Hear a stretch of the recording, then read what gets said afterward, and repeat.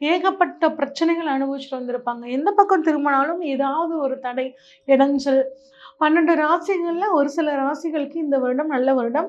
அதுல முக்கியமான ஒரு ராசி அப்படின்னு பார்த்தோம்னா கும்பராசிங்க. துன்பங்கள் படிப்படியா உங்களுக்கு நீங்க போகுதுங்க. ஒரு மன அழுத்தம் உங்களுக்கு நீங்கும். அதிக கடன் அப்படிங்கிற விஷயத்துக்குள்ள போகாம இருக்கிறது ரொம்பவே நல்லதுங்க. நிறைய அதிர்ஷ்ட வாய்ப்புகள் வரும், பயன்படுத்திக்கோங்க. ஒரு அற்புதமான யோகம் இந்த கும்பராசிக்காரங்களுக்கு வந்து பார்த்தீங்கன்னா டிஃபால்ட்டாவே இருக்கு.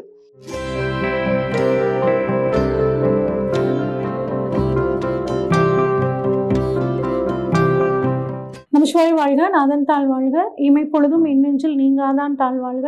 ஓம் நம சிவாய, ஓம் நம சிவாய, ஓம் நம சிவாய. குரு பிரம்மா, குரு விஷ்ணு, குரு தேவோ மகேஸ்வர, குரு சாட்சாத் பரம்பிரம்மா, தஸ்மை ஸ்ரீ குருவே நமக. அனைவருக்கும் வணக்கம். நான் உங்கள் சங்கீதா ராம்குமார். 2025க்கான புத்தாண்டு பலன்கள் எப்படி இருக்குது அப்படின்னு சொல்லி பார்ப்போம்.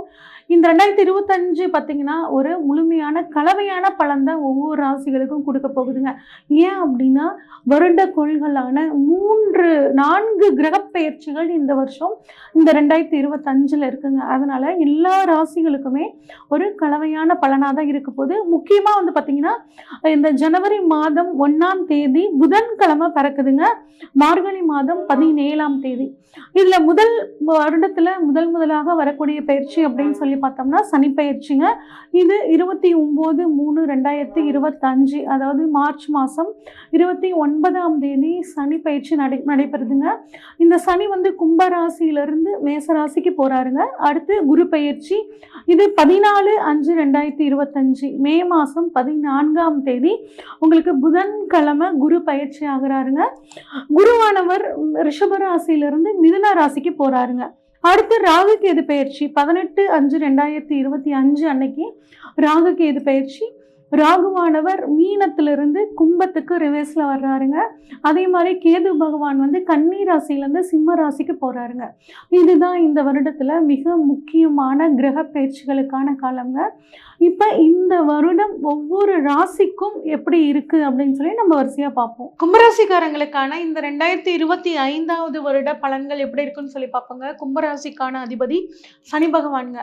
இந்த கும்பராசிக்காரங்க வந்து பார்த்தீங்கன்னா உழைப்பால் உயர்ந்த உத்தமர்னு சொல்லுவாங்கல்ல, அது இந்த கும்பராசிக்காரங்க தாங்க. உழைப்பு உழைப்பு உழைப்பு இதுதான் இவங்களோட தாரக மந்திரமா இருக்குங்க.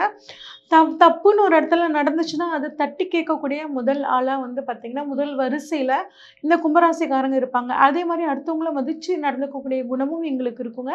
இவ்வளோ சிறப்பான இந்த கும்பராசிக்காரங்க கிட்டத்தட்ட 6-7 வருஷமாகவே ஏகப்பட்ட பிரச்சனைகள் அனுபவிச்சுட்டு வந்திருப்பாங்க. எந்த பக்கம் திரும்பினாலும் ஏதாவது ஒரு தடை, இடைஞ்சல் அப்படிங்கிறது இருந்துக்கிட்டே இருந்திருக்குங்க. ஆனால் இந்த மார்ச்சுக்கு அப்புறம் சனி உங்களோட ஜென்மத்தில் இருந்து உங்கள் தலைப்பகுதியிலிருந்து எக்கச்சக்கமான பிரச்சனைகளையும் மனக்குழப்பங்களையும் கொடுத்துட்டு இருந்தவர் உங்களுக்கு 2ஆம் இடமான பாத சனி குடும்பஸ்தானத்துக்கு போகிறாருங்க. இது வந்து ஒரு நல்ல அமைப்பு.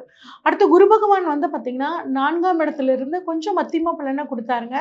தற்பொழுது மே மாதம் வந்து பார்த்திங்கன்னா 5ஆம் இடத்துக்கு போகிறாருங்க. 5ஆம் இடத்துக்கு குரு பகவானுக்கு ரொம்பவே சாதகமான ஒரு இடங்க. அதே மாதிரி ராகு பகவான் 2ஆம் இடத்துலேருந்து 1ஆம் இடத்துக்கு போகிறாருங்க. கேது 8ஆம் இடத்துலேருந்து 7ஆம் இடத்துக்கு போகிறாருங்க. அப்போ நீங்கள் போன வருஷத்தை கம்பேர் பண்ணும்போது இந்த வருஷம் உங்களுக்கு ரொம்பவே சூப்பராக இருக்குங்க. 12 ராசிகளில் ஒரு சில ராசிகளுக்கு இந்த வருடம் நல்ல வருடம். அதில் முக்கியமான ஒரு ராசி அப்படின்னு பார்த்தோம்னா கும்பராசிங்க. கும்பராசிக்காரங்க சொன்ன மாதிரி 5 வருடம் 7 வருட காலத்துக்கான ஒரு போராட்டம் முடிவுக்கு வரும். துன்பங்கள் படிப்படியாக உங்களுக்கு நீங்க போகுதுங்க. ஒரு மன அழுத்தம் உங்களுக்கு நீங்கும். தன்னம்பிக்கை அதிகரிக்குங்க. உங்ககிட்ட இந்த பணம் திரும்பியே வராது அப்படின்னு நினச்சிட்டு இருப்பீங்க. அந்த பணம் இப்போ திரும்பி வர்றதுக்கான காலகட்டமாக உங்களுக்கு இருக்குங்க. ஆக மொத்தம் இந்த வருடம் பண வரவு ரொம்பவே சூப்பராக இருக்குங்க. கணவன் மனைவி உறவுல ஏதாவது பிரிவினை இருந்துச்சுன்னா அது இப்போ சேர்றதுக்கான ஒரு யோகம் இருக்குங்க. ஆனால் வருடத்தோட பிற்பகுதியில் கணவன் மனைவி கொஞ்சம் விட்டு கொடுத்து போகிறதும் ரொம்பவே நல்லது. அதே மாதிரி புதிய ஃப்ரெண்ட்ஸ் அப்படிங்கிறவங்க கிட்ட நீங்கள் கொஞ்சம் கவனமாக இருங்க. பழைய ஃப்ரெண்ட்ஸில் பெருசாக தொந்தரவு இல்லை. இனிமே வரக்கூடிய ஃப்ரெண்ட்ஸ் கிட்ட கொஞ்சம் கவனமாக இருங்க. அதிக கடன் அப்படிங்கிற விஷயத்துக்குள்ளே போகாமல் இருக்கிறது ரொம்பவே நல்லதுங்க. அதே மாதிரி நிறைய பயணம் போவீங்க. அந்த பயணம் உங்களுக்கு நன்மையை கொடுக்கும். ஃபோன் அடிக்ஷனை மட்டும் இந்த கும்பராசிக்காரங்க இந்த சமயத்தில் தவிர்த்துக்கிறது ரொம்பவே நல்லதுங்க. ராகுவோட பொசிஷனை வச்சு பார்க்கும்போது தோற்றத்தில் ஒரு பழக்க வழக்கத்தில் உங்ககிட்ட ஒரு மாற்றம் நடக்கும். அந்த மாற்றத்தின் மூலியமாக உங்களுக்கு ஒரு நன்மையும் கிடைக்குங்க. இது வந்து 2025க்கான ஒரு கலவையான ஒரு பலன். இப்போ ஒவ்வொரு கிரகமும் எப்படி வந்து உங்களுக்கு ஒரு பலனை கொடுக்க போகுது அப்படின்னு சொல்லி பார்ப்போம். ஃபஸ்ட்டு குரு பகவானை பார்ப்போங்க. குரு பகவான் 4ஆம் இடத்துலேருந்து ஓரளவுக்கு சுகங்களை கொடுத்து கொண்டிருந்தவர் மே மாதத்துக்கு அப்புறம் வந்து பார்த்திங்கன்னா 5ஆம் இடமான அற்புதமான இடத்துக்கு போக போகிறாருங்க. உங்களுக்கு ரொம்பவே நல்லாயிருக்கும். 5ஆம் இடம் குழந்தை பாக்கியம் இல்லாதவர்களுக்கு நீண்ட நாளாக காத்துட்ருக்கு, அவங்களுக்கு குழந்தை பாக்கியம் கிடைக்கிறதுக்கான வாய்ப்புகள்ங்க. 5ஆம் இடம் குரு பலன்னு சொல்லுவாங்க பார்த்தீங்களா? அந்த குரு பலன் இந்த கும்பராசிக்காரங்களுக்கு இப்போ வருது. அப்போ நீண்ட நாளாக திருமணத்துக்காக காத்துட்ருக்கிறவங்களுக்கு இப்போ திருமணம் நடைபெறத்துக்கான வாய்ப்புகள் ரொம்பவே சூப்பராக இருக்குங்க. குலதெய்வம் எனக்கு தெரியவே இல்லைங்க. நிறைய சதய நட்சத்திரக்காரங்க பாருங்கள், அவங்களுக்கு குலதெய்வம் கொஞ்சம் விட்டு போயிருக்குங்க. அந்த மாதிரி இருக்கிறவங்களுக்கு இப்போ குலதெய்வம் வந்து யாருன்னு தெரிஞ்சுக்கிட்டு அந்த குலதெய்வத்தோட அருள் வாங்குறதுக்கான காலம் உங்களுக்கு ரொம்பவே சூப்பராக இருக்குங்க. நிறைய அதிர்ஷ்ட வாய்ப்புகள் வரும், பயன்படுத்திக்கோங்க.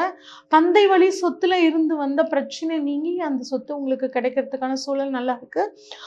எப்படிலாம் பணம் சம்பாதிக்கலாம் அப்படிங்கிற வழியை இவ்வளோ நாளாக நீங்கள் தேடி தேடி தேடி சலிச்சு போயிருப்பீங்க. அந்த வழி இப்போ உங்களுக்கு வந்து தெரிய போகுதுங்க, பயன்படுத்திக்கோங்க. எதிர்காலத்தை பற்றி ஒரு திட்டம் போடுவீங்க.